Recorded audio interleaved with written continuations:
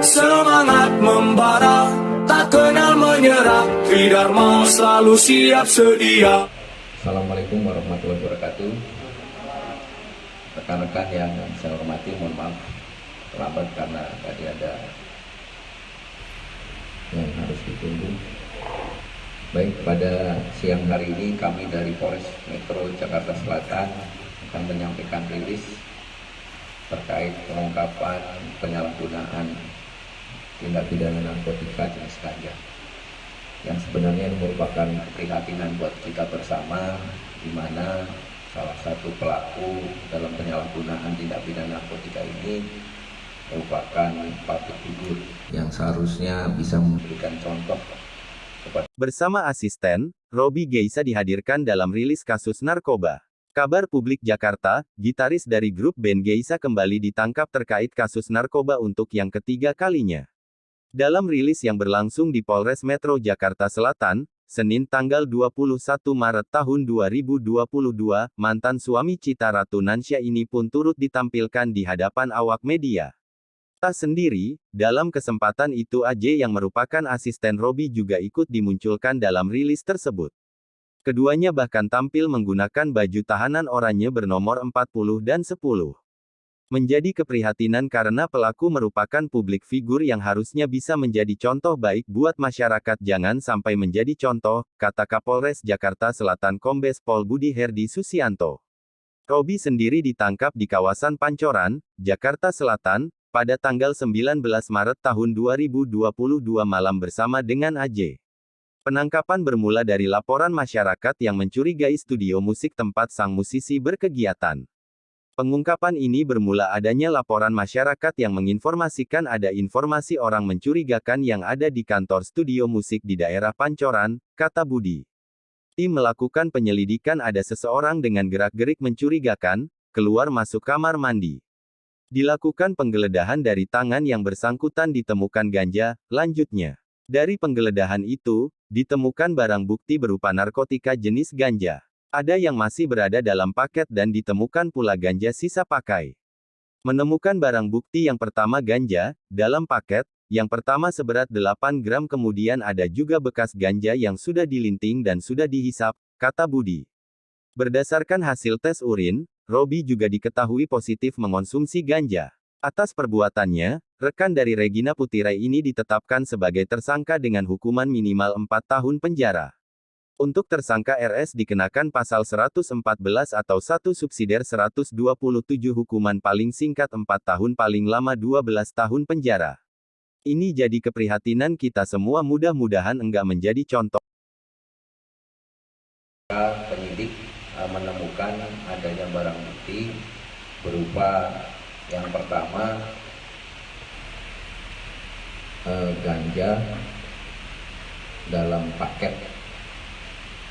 Yang pertama sebesar atau seberat 8 gram.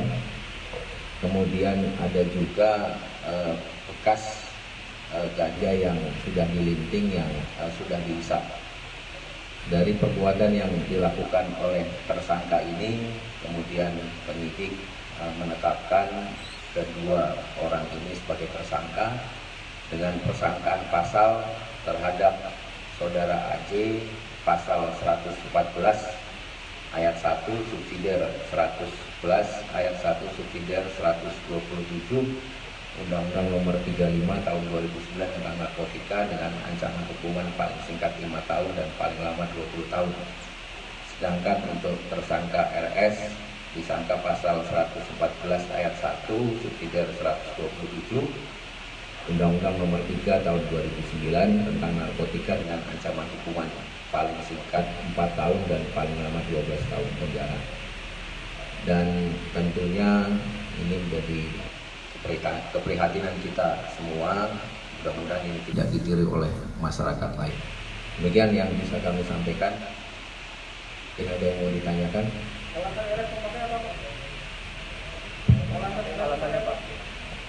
Ya, jadi tersangka ini karena memang selama ini banyak beban pikiran, ya dia berusaha mengalihkan tapi mengalihkan dengan cara yang salah.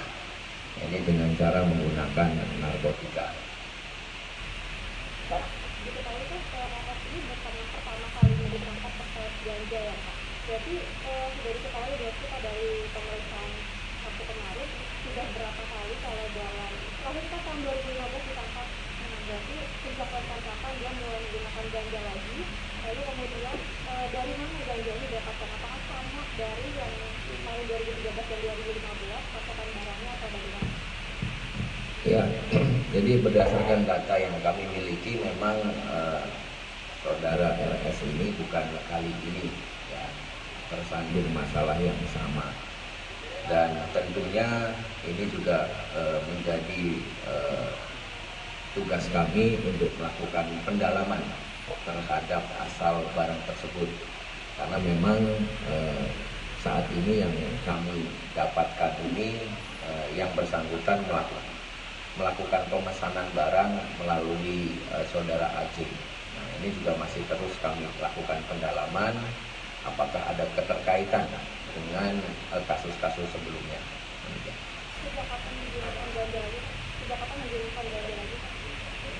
Masih kami dalami karena memang waktunya kan rentangnya cukup lama dengan kejadian yang sebelumnya. Ini masih kami lakukan pendalaman, kami lakukan pemeriksaan terkait dengan kapan dia mulai kambuh lagi menggunakan narkotika tersebut. Satu lagi terakhir. Itu apakah ada kemungkinan RS menggunakan unit studio itu atau gimana? Ya. Apa bersama dengan aja?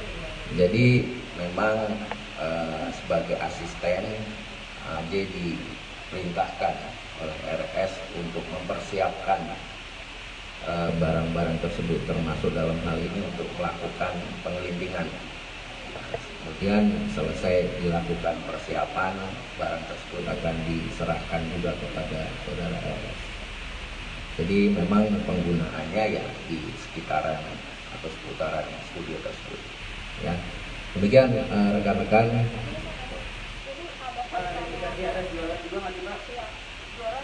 Ya,